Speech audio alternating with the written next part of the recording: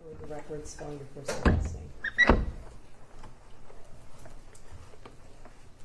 Robert F. Koteles, Jr., ROBERT KOTELES. Okay, go ahead, prosecute. Thank you. Sir, how are you employed? I'm employed with the Oakland County Sheriff's Office Forensic Laboratory. And how long have you been there? I'm in my 17th year. Okay. In total, how long have you been with the Oakland County Sheriff's Office? In my 17th year, so Total almost 17 years. Correct. Okay, thank you. Tell us, please, what is your specific title with the Sheriff's Office Forensic Laboratory? I'm a forensic laboratory investigator leader. That's my HR name, if you will, but I'm the crime scene supervisor and the latent print supervisor. Okay. When you say crime scene supervisor, what does that mean? I have a team of 6 people that are on my team, and I supervise those 6 when it comes to any crime scenes that needs processing. Sometimes they may happen during the day. I would say that's usually my night job because I do latent prints during the day. But I lead that team to do crime scene investigations when called upon. Now tell us, please, what's your background? I have a forensic science degree from Michigan State University. Okay. Now, how often would you say that you get called out to do a crime scene analysis? It depends on what year it was or what time frame of my career. Currently, I'd probably say we average about 2 crime scenes a month. But you have to keep in mind that we only do major crime scenes. I have other teams that I send out to do our, I would say, lesser crimes that are already on the road. So as far as the major crime scenes, we'd probably do 2 to 3 a month.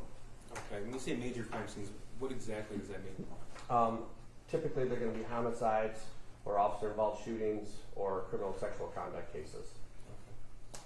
I'd like to direct your attention now to November the 30th of 2021. Do you recall that day? Yes, I do. Okay. Were you working that day? Yes, I was. In what capacity were you working then? I was actually in the lab working on my latent print work. Okay. 12:51 in the afternoon, November the 30th. Do you recall what happened? Yes, I do. All right. And were you notified of the attack at the Oxford High School? Yes, I received notification at 1:15 p.m. on that day to respond to the school. Okay. And what was your purpose for responding to the school?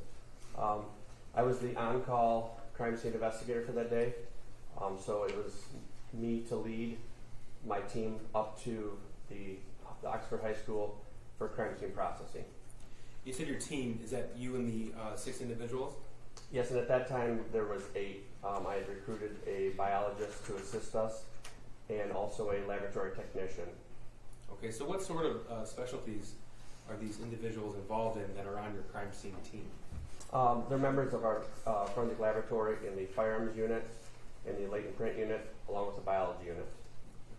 So is it fair to say then you were called to the Oxford High School to process the scene? That is correct. What's the first thing you do when you arrive on scene to process? Well, we were pretty much on standby because it was still an active scene. They were still getting intel, meaning my cohorts at the sheriff's office, of what had happened in there, clearing rooms, clearing the entire building. I didn't actually get in the building. I shouldn't say. I got in the building while it was still daylight to collect a firearm that was asked upon me. But as far as crime scene processing, it was well into the night when I actually got to walk through the scene to see what I was dealing with. Okay, now the firearm, that would have been the 6-hour 9mm? That is correct. Okay. Now, I believe we have a stipulation. I'm just going to, for the record, that's Exhibit 403, Forensic Laboratory Report, request number 6, confirming that was in fact the murder weapon from November the 30th. No objection. Yes. Yes. Is it previously admitted? Not previously admitted. But stipulated to. Yes, correct? that's 403. Thank you. 403.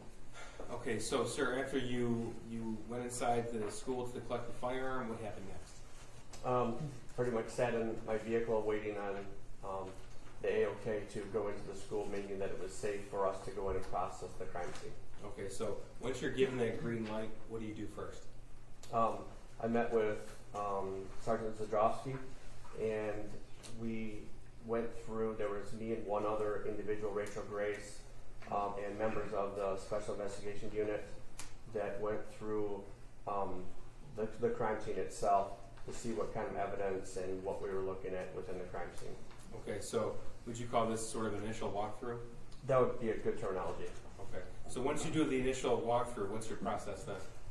To go and report back to my team, to construct that team of what kind of services I needed from each one of them, kind of delegated out each of their jobs that they needed to do, in the chronological order that we were going to complete those tasks. Okay, so what was your decision on that day? As far as for each person, Well, you walked through the crime scene, you had a feel for what you were looking at as far as crime scene process. So what steps did you take next? after the initial walkthrough, photographs were taken. After photographs were taken, then what we have, what we call a 3D scanner. So it takes a 3D scan of the crime scene itself to document exactly where items of evidence and the bodies were located within the scene. Okay, so sir, why is it important to you as a professional in this subset of law enforcement to document things as you see them? So that we can keep the integrity of where they were located when I actually saw them at that time. Okay. So I'm going to walk through just a small portion of the photographs with you. In some of these photographs, we'll see yellow numbers or yellow placards on the ground with numbers. What are those? They signify pieces of evidence that were found within the crime scene. Okay. And when you process a crime scene, do you write a report afterwards? Yes, I do. Okay. And did you in this particular case? Yes, I did. May I approach witness? Just confirm, sir, this is People's Proposal 11. Confirm that is in fact the report that you have authored in this particular case.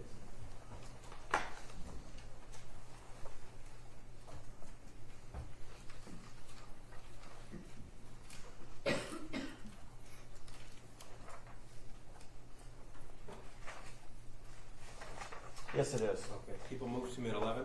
No objection. 11's admitted. And sir, when is it that you write this report? At a later date, after I had cleared the crime scene, after all the documentation was done, had the crime scene, and then back at the laboratory, and then taking my notes and then constructing a formal report at that time. Okay. And why do you do so? Why is it important to do so? To kind of paint a picture of what I saw that day so that other people can hear and see what I experienced and saw that day. And you mentioned photographs are taken and the evidence placards are put on the ground next to pieces of evidence. Do you also draw a sketch? Yes, a sketch was not prepared, but what we used was a schematic blueprint of the school because of the vast nature of the school. Trying to get several rooms within one 8.5 by 11 piece of paper was virtually impossible. So we used the schematic to designate where the items of evidence were found within that school. Okay, sir. I'm going to direct your attention to the screen here. This is People's 10. I don't believe there's an objection to the admission of this exhibit. No objection. This wasn't admitted already? Not yet, Judge. Okay. This is People's You have 10. no objection? No objection. 10 is admitted. Okay, so this is the blueprint, at least of the portion of the 200 hallway where the shooting occurred. Is that right? Yes, it's the entire school, the lower level there, but you can see the blue markings, our pen marks, that were signifying the items of evidence that were found within this crime scene. So these pen marks, these are actually your pen marks, your notations. Not me personally. Some of them are, but I worked with Rob Charlton, who was my, he took measurements and then he prepared the schematic along with me of where the items of evidence were found outside the classrooms. Okay, fair enough. Now, Oxford High School has numbered hallways, and each classroom has a number associated to it. Would that be correct? That is correct. Okay. And in the course of your reconstruction of this crime scene, were you able to reconstruct the path that the shooter took during the shooting? Yes, I was. Okay. So first, this is still People's 10. This is a zoomed-in portion. This depicts the 200 hallway, and we see rooms 258 and 256 with a bathroom adjacent to 258. Is that right? That is correct. Okay. So tell us, sir, why is this portion of the 200 hallway significant to you as a crime scene investigator? There were 2 victims that were found between rooms 258 and 256, along with a vast number of pieces of evidence. Okay. And then this is still People's 10. This is just a zoomed in portion of the remainder of the 200 hallway after the hallway turns, and I take it that pieces of evidence were recovered in this hallway as well? That is correct, along with one of the other additional victims was found in a patrol car that was found just outside of the school. Okay. Well, sir, were you able to tell, or did you subsequently find out where the shooter was directly before he began the shooting? Yes, I was given information that he was in the bathroom found just west of 258 in the 200 wing. So that would be the bathroom at the top of the screen there? Yes, if you can see the numbers, it's by 6 and 7. He picked at the top of the zoomed in portion of the photograph. Okay. I'm going to show you people's 12. I don't believe there's an objection to this. No objection. 12 is admitted. And sir, what do we see here in this photograph? This is the inside of the bathroom, inside of one of the stalls. One of the bathroom we're talking about near 258 were a backpack, electronic devices, a journal, I believe there's a Gatorade bottle, amongst other miscellaneous items. Okay. It was later confirmed that these were the belongings of the shooter in this case. That is correct. Okay. Judge, the next photograph is Exhibit 13. I asked the court instructed me not to film. I'm going to request that we not film this picture. Audio too? I don't think there's not a problem with audio. Is Okay. there? No, just video, please. And still, no still or audio, video. Okay. Thank you. Now, in the course of your crime scene investigation, the photographs, you've seen these photographs before, is that right? That is correct. Okay. And these photographs fairly depict the path that the shooter took during the attack in Oxford High School? That is correct. Okay. So this is the bathroom adjacent to 258. People's 13, what are we looking at here? This is a photograph taken just outside of that bathroom, showing down the hallway where 258 and 256 would be found on the left-hand side of this photograph. And you can start to see the evidence placards on the right-hand side, with one of the victims lying on the ground on the right-hand side of the photograph. Okay, so for the record, that's Hannah St. Juliana, and she's on the ground to the right side of the hallway, is that right? That is correct. And further up in the photograph, there's another victim, and that's Madison Baldwin. That is correct. Now, sir, tell us please what you recovered of evidentiary value in crime scene analysis in this portion of the 200 hallway. They're what we call fired cartridge cases, and also fired bullets. So the fired cartridge cases will hold the actual unfired bullet in a semi-automatic weapon. The fired cartridge case is ejected out of the side of the weapon, which is typically out of the right side of the weapon. The bullet is expelled out of the barrel or the end of the weapon in the direction where that firearm was pointed. So sometimes I refer to them as shell casings. Is that an appropriate term, or should I not use that? I mean, I think it can be used interchangeably. A fired shell casing or a fired cartridge case. Okay. And how many of those fired shell casings did you recover in this portion of the 200 hallway? There were 14. So every time that someone pulls the trigger of a loaded semi-automatic weapon, it ejects a fired shell casing? That is correct. Okay. So with 14 fired shell casings in this portion of the hallway, what does that indicate to you as the number of shots fired? That there would have been 14 within this area. This is Exhibit 14. This is still a portion of the 200 hallway before it turns, is that right? That is correct. Okay. And what do we see here in the screen? You can see a few more of the yellow placards that are indicating the evidence that was found in that area before we get to the turn, heading back away from 258 and 256. Okay, so this is Exhibit 15. Is this continuing down the path? So we saw on the map that the 200 hallway turns right outside 256. That is correct, and it would move to the left, or I believe it's north at that point in time. Okay, so is this picture then oriented down the long hallway of 200? Yes, it is. Okay, and what do we see here? Once again, it's fired. There's evidence that's marked by the yellow placards indicating the fired cartridge cases and fired bullets, along with a firearm magazine or a gun magazine that was located in this area of the hallway. Okay, this is Exhibit 16. Now I want to direct you specifically to placard 35 there. the lower middle portion of the screen, you mentioned a magazine. What is that? So a semi-automatic weapon, a gun magazine will hold those cartridges or the fired cartridge cases and bullets that are put together in typically the bottom of the weapon, and that loads the gun to be chambered, to have a round chamber to actually use that weapon. Okay. Now, how many fired shell casings did you recover from the long portion here of the 200 hallway? There were 18 fired cartridge cases. Now, did you also uncover evidence that the shooter fired into classrooms as well? Yes, I did. This is Exhibit 17. This is a picture of what? This is from the outside of room 247, and if you see it's in the middle of the picture. There's a pink rod we call a trajectory rod, and that is to indicate where the shot was fired from and into. So this shot was fired from the exterior of 247 to the interior of room 247. Okay. This is People's 18. What are we looking at here? Another photograph from the outside of this is room 244. Once again, you can see a pink trajectory rod indicating that this bullet had traveled through the glass along with the 244 placard of this classroom 244. Not already. People move to mid 17, 16, 17, 18, Judge. No objection. 16 and 17 and 18 are admitted. Thank you, Judge. Your Honor, I'm not sure if 14 and 15 were, but I have no objection. Thank you. 14 and 15 are admitted.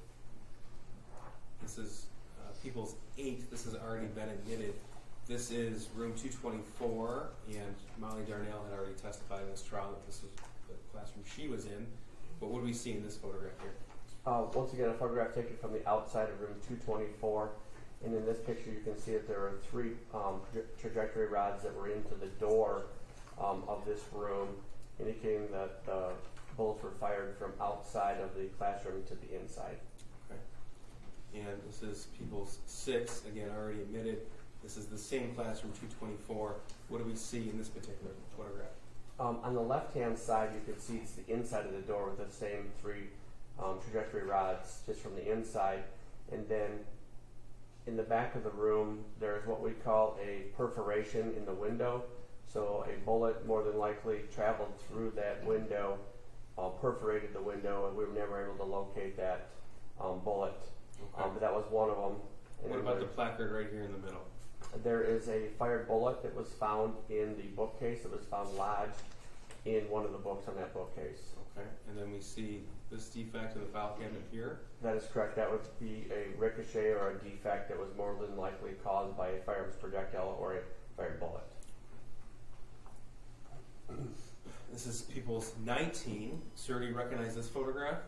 Yes, I do. And what does this photograph depict?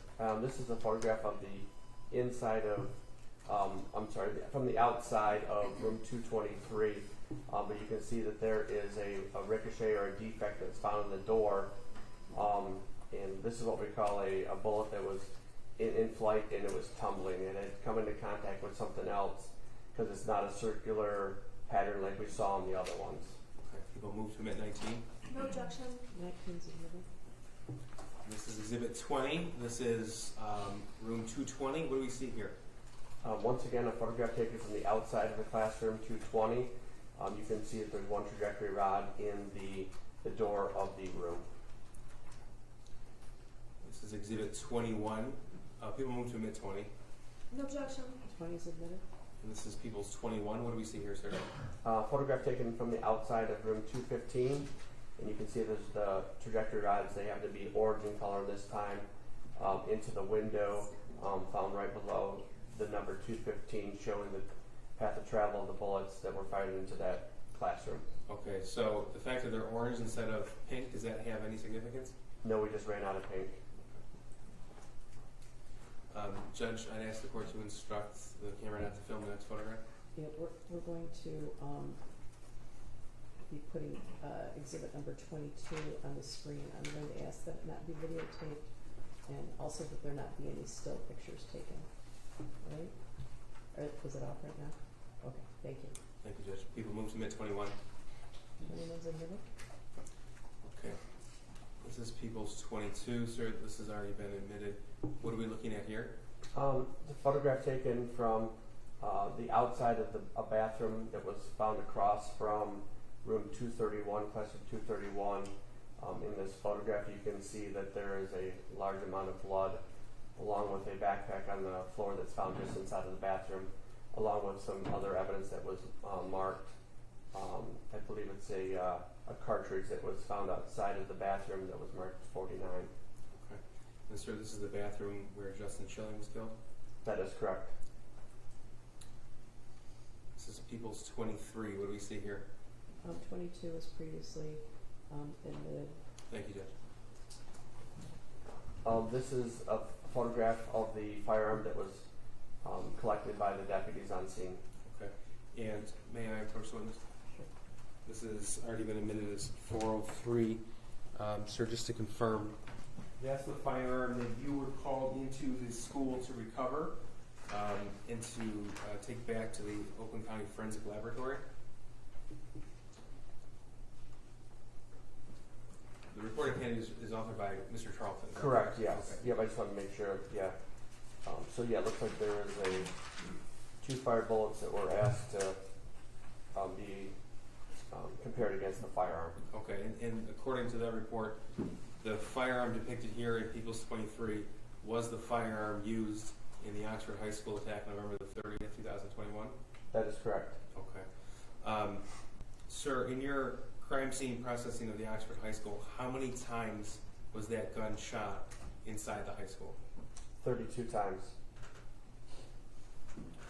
Your Honor, I just want to make sure 23 is admitted. Yeah, 23. I have no objection to it. Okay. Yeah, it has to be admitted. It's shown, right? 23 is admitted. 23 is admitted? Yes. Thank you, Judge. I have nothing further. You have nothing further? Yes, Judge. Thank you. Cross? We have no questions. Thank you. All right, you may step down. Thank you. You're excused. All right. I'm going to release you until 8:30 tomorrow morning. It's not supposed to snow, is it? I think we're moving pretty well. So I'll see you at 8:30 in the morning. Any questions about the schedule? Everybody okay? Okay, we'll see you at 8:30. Everybody stay healthy and have a good evening. All rise for the jury.